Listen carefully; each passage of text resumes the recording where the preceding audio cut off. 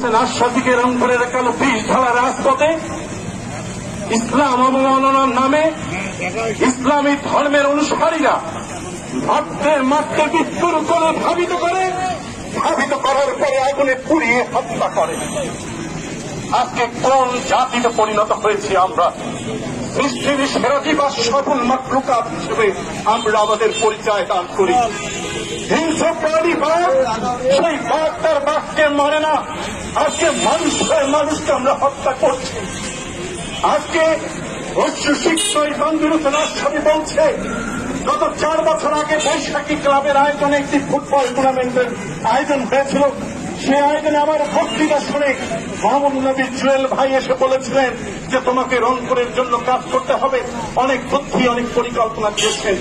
আমার রয়্যালটি মেঘ আমাদের প্রায় এসে বলতেন একটি লাল চা খাবো, সেখানে এসে বলেছেন আমার চাকরি গিয়েছে, আমি চাকরি করতে চাই।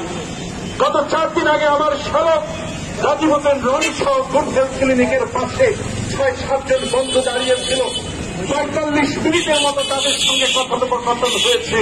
ওই 45টি মিনিট তিনি বলেছেন তোমরা যদি মুক্তি চাও তাহলে নামাজের সঙ্গে থাকো, তোমরা যদি নিজেকে ভালো করতে চাও তাহলে নামাজের সঙ্গে থাকো।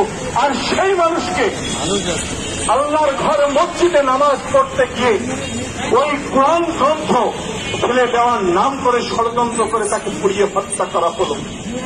আজকে কোন জায়গায় এসে দাঁড়িয়েছি আমরা?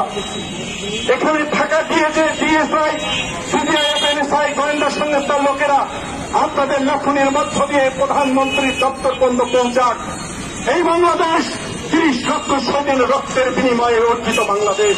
এই বাংলাদেশ সার্বজনীন বাংলাদেশ। এই বাংলাদেশ মত প্রকাশের স্বাধীনতার বাংলাদেশ। এই বাংলাদেশে আর কোন জুয়েলকে আমরা দেখতে চাই না।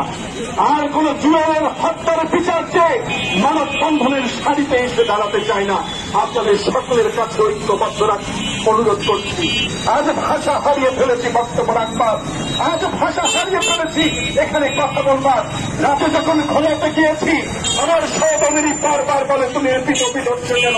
কারণ আমি বলেছি সহকর্মীকে রংপুরের কালো পিস ঢালা রাজপথ অন্যায়ের বিরুদ্ধে প্রতিবাদ করি আমরা। কারণ আমি জানি না জুয়েলের ভাই যদি মসজিদে গিয়ে তাকে সেই মুসলমানরা যদি মারতে মৃত্যুর করে নিয়ে আবার তাকে পুড়িয়ে হত্যা করে তাহলে আমাদের কি হবে? আজকে সে কারণে ঘুম হয় না। আসুন আমরা সবাই ঐক্যবদ্ধ হই। ঐক্যবদ্ধ হওয়ার মতো দিয়ে এই বাংলাদেশে দাবানলে পরিণত করি। সামাজিক বিপ্লবে আমাদেরকে ডাক দিতে হবে। সেই সামাজিক বিপ্লবের মধ্য দিয়ে আমরা আমাদের জুয়েল ভাইয়ের আত্মার শান্তি চাই। পরিশেষে আপনারা সবাই ভালো থাকবেন, সুস্থ থাকবেন, সচেতন থাকবেন। আল্লাহ হাফেজ। বন্ধুগণ,